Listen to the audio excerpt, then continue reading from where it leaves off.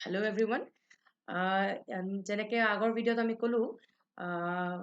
তেজপুৰ ইউনিভাৰ্চিটিৰ B.Ed entrance start হৈছে সেনেকে গুৱাহাটী আৰু ডিব্ৰুগড় ইউনিভাৰ্চিটিৰ এন্ট্ৰেন্সো আৰম্ভ হ'ব জলদি তো কেতিয়া আৰম্ভ হ'ব আমি চাওঁ আৰু আমাৰ সেশন আৰম্ভ কৰোঁ তো প্ৰথমে মই ক'ব বিচাৰিছোঁ যে B.Ed এন্ট্ৰেন্স যোনটো হয় 2023 তাৰে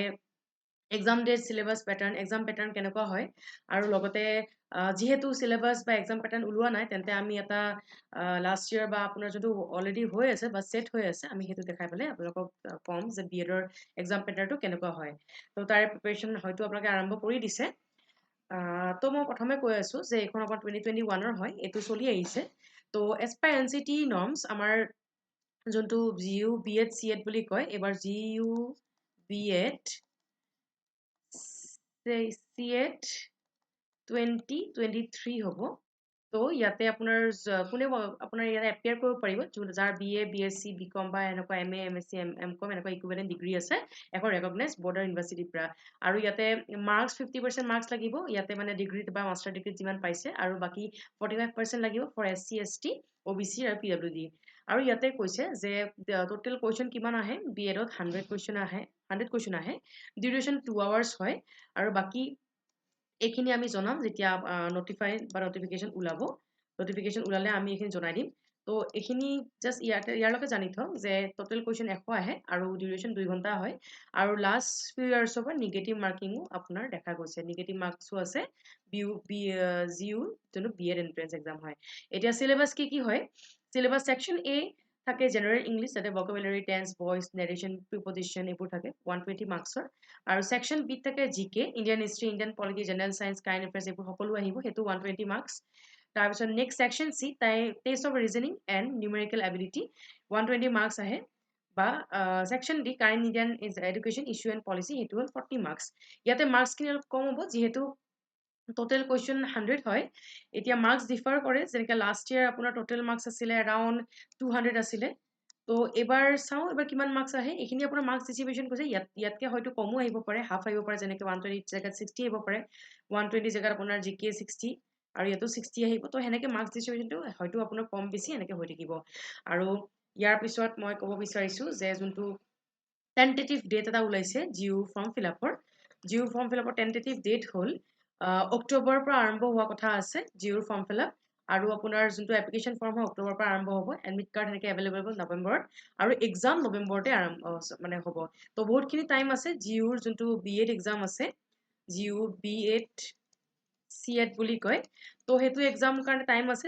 চ' আপোনালোকে জল্দি ইয়াৰে প্ৰিপাৰেশ্যন আৰম্ভ কৰক টাইম আছে মানে যদি এতিয়া বিচাৰে প্ৰিপাৰেশ্যন বহুত ভাল কৰি উঠাই পেলাই এক্সাম ভাল কৰিব পাৰে তো অক্টোবৰ নৱেম্বৰত যিহেতু এক্সাম হ'ব অক্টোবৰ নৱেম্বৰৰ মানে টেণ্টেটিভ ডেট দিছে তেন্তে হয়তো আগতো হ'ব পাৰে ছেপ্টেম্বৰতো হ'ব পাৰে তো সকলোৱে যাতে প্ৰিপাৰেশ্যন নিশ্চয় আৰম্ভ কৰে ইয়াৰ পিছত যোনটো জিঅ'ৰ হৈ গ'ল এতিয়া নেক্সট মই ষ্টাৰ্ট কৰিম মানে ডিব্ৰুগড় ইউনিভাৰ্চিটি এন্ট্ৰেন্স এক্সাম তো ডিব্ৰুগড় ইউনিভাৰ্চিটি এন্ট্ৰেন্স এক্সাম হ'ব বেছি দিন নাই জুলাইত হ'ব বুলি কৈছে exam name is Dibrugarh university C.Ed বুলি কয় common entrance test Dibrugarh university bachelor in education মানে B.Edৰ আপোনাৰ যোনটো এন্ট্ৰেন্স তাৰে কথা কৈছে bachelors in education state level exam হয় ডিব্ৰুগড় ইউনিভাৰ্চিটিয়ে কণ্ডাক্ট কৰে এপ্লিকেশ্যন মোড অনলাইন হ'ব exam mode offline exam date 2 July declare কৰি দিছে এক্সাম ডিউৰেশ্যন 3 আৱাৰ্ছৰ হ'ব আৰু অফিচিয়েল ৱেবছাইট dibru.ac.in ইয়াতে আপুনি পাই যাব ডিব্ৰুগড় ইউনিভাৰ্চিটি আপোনাৰ যোনটো B.Edৰ এক্সামৰ আপোনাৰ ডিটেইলছ ইয়াতে পাই যাব ইয়াৰ চিলেবাছটো অলপ ডিছকাছ কৰি দিছোঁ যে ডিব্ৰুগড় B.Edত কি আহে ইয়াতে কৈছে the entrance exam shall carry total of 70 marks consisting of MCQ on the following areas তো আপোনাৰ টোটেল 70 নহয় লাষ্ট 100 আছিলে এইখন আপোনাৰ এটা মানে মই দেখাইছোঁ যে এনেকুৱা হ'ব পাৰে তো জেনেৰেল ইংলিছ আহিব যেনেকৈ ছেম হয় চব B.Ed এক্সামত আহে বা এন্ট্ৰেন্স এক্সামত জেনেৰেল ইংলিছ GK থাকিব টেষ্ট অফ ৰিজনিং থাকে অলপ নিউমেৰিকেল এবিলিটি আৰু টিচিং এপ্টিটিউড সকলো B.Ed এক্সাম বা এনেকুৱা টিচিং এক্সামত থাকে আৰু এক্সামৰ ডিউৰেশ্যন আপোনাৰ টোটেল থাকে 1 hour 30 minute হ'ব ইয়াৰে ডিব্ৰুগড় ইউনিভাৰ্চিটি আৰু টাইম 11 to 12:30 PM তাৰপিছত কৈছে ইনষ্ট্ৰাকশ্যন কিছুমান দিছে এনচাৰ OMR শ্বীটত দিব লাগিব মানে যিহেতু আপোনালোকৰ এইটো অফলাইন এক্সাম হয় তো OMR বেছড হ'ব which shall be provided along with the test booklet at the time of exam তো আপোনাৰ OMR শ্বীট বেছড এক্সাম হ'ব এক্সাম টাইমত দিব test booklet the candidate are requested to read carefully the instruction given the cover page ভালকৈ ইনষ্ট্ৰাকশ্যনখিনি পঢ়ি পেলাই form fill up আৰম্ভ কৰিব দিছে ইনষ্ট্ৰাকশ্যন কিছু আছে ডিব্ৰুগড় ইউনিভাৰ্চিটি হওক বা জিঅ'টো আৰু টাইম আছে Dibrugarh university form fill up যিহেতু আৰম্ভ হৈ গৈছে বা ষ্টাৰ্ট হ'ব তো ইয়াৰে ইনষ্ট্ৰাকশ্যনখিনি পঢ়ি পেলাই ইয়াৰে এক্সামৰ কাৰণে ভালকৈ প্ৰিপেয়াৰ কৰিব দিছে। তো ইয়াতে আজি ভিডিঅ' থাকিল। কিবা যদি সুধিব লগা আছে ডিব্ৰুগড় ইউনিভাৰ্চিটিৰ বা জিউৰ এণ্ট্ৰেন্স এক্সামৰ কথা তেন্তে নিশ্চয় সুধিব আমাৰ কমেণ্ট বক্সত। থেংক ইউ এভৰিৱান ফৰ ৱাচিং। আৰু আমাৰ ইয়াতে